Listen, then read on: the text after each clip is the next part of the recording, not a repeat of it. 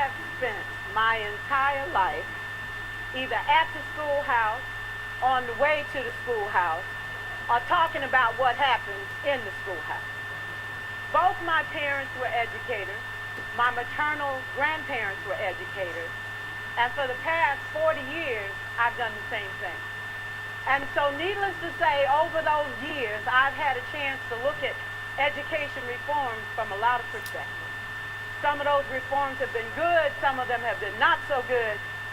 And we know why kids drop out. We know why kids don't learn. It's either poverty, low attendance, negative peer influences. We know why. But one of the things that we never discuss, or we rarely discuss, is the value and importance of human connection. Relationships. James Comer says that no significant learning can occur without a significant relationship. George Washington Carver says all learning is understanding relationships. Everyone in this room has been affected by a teacher or an adult. For years, I have watched people teach. I have looked at the best, and I've looked at some of the worst. A colleague said to me one time, they don't pay me to like the kids. They pay me to teach a lesson. The kids should learn it. I should teach it. They should learn it. Case closed. Well, I said to her, you know, kids don't learn from people they don't like.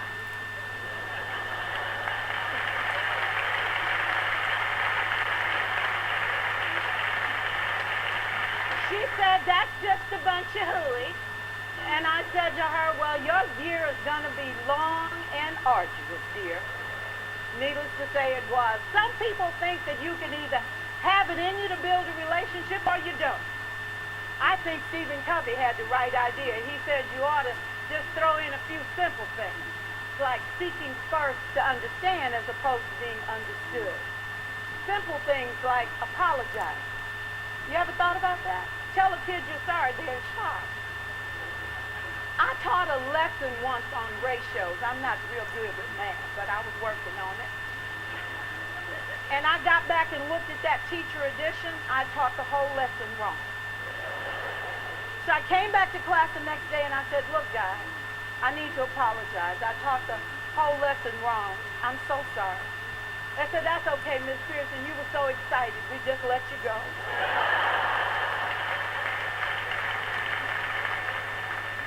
I have had classes that were so low, so academically deficient that I cried. I wondered, how am I going to take this group in 9 months from where they are to where they need to be? And it was difficult. It was awfully hard.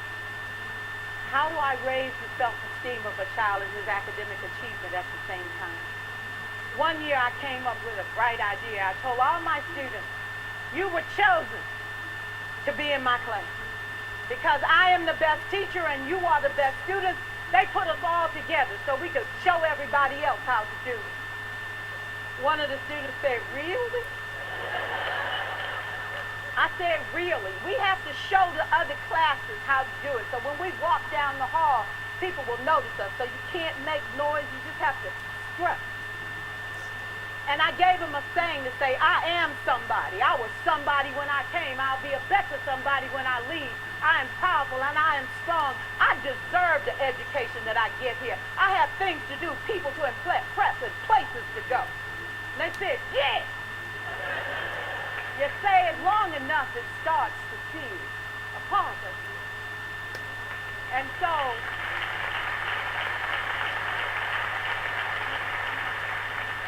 I gave a quiz, 20 questions.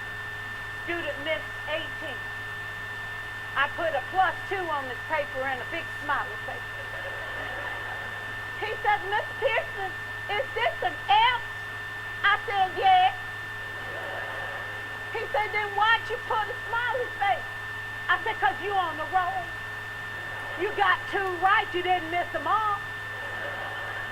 I said, and when we review this, won't you do better? He said, yes, ma'am, I can do better.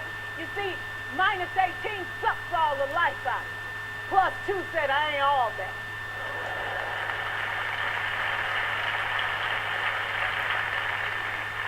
For For years, I watched my mother take the time at recess to review, go on home visits in the afternoon, buy combs and brushes and peanut butter and crackers to put in her desk drawer for kids that needed to eat, and a washcloth and some soap for the kids who didn't smell so good. See, it's hard to teach kids who stink. And kids can be cruel.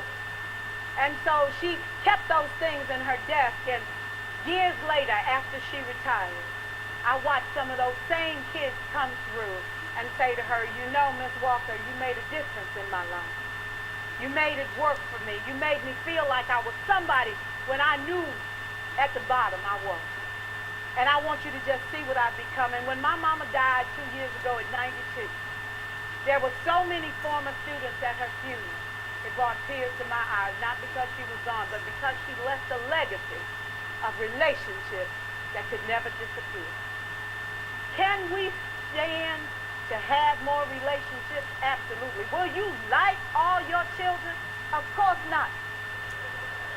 And you know your toughest kids are never absent. Never. You won't like them all, and the tough ones show up for a reason. It's the connection. It's the relationship. And while you won't like them all, the key is they can never, ever know. So teachers become great actors and great actresses, and we come to work when we don't feel like it, and we listen to policy that doesn't make sense, and we teach anyway.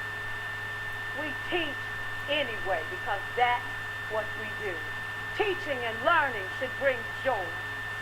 How powerful would our world be if we had kids who were not afraid to take risks, who were not afraid to think, and who had a champion? Every child deserves a champion, an adult who will never give up on them, who understands the power of connection and insists that they become the best that they can possibly be. Is this job tough? You betcha. Oh God, you betcha. But it is not impossible. We can do this. We're educated. We're born to make it.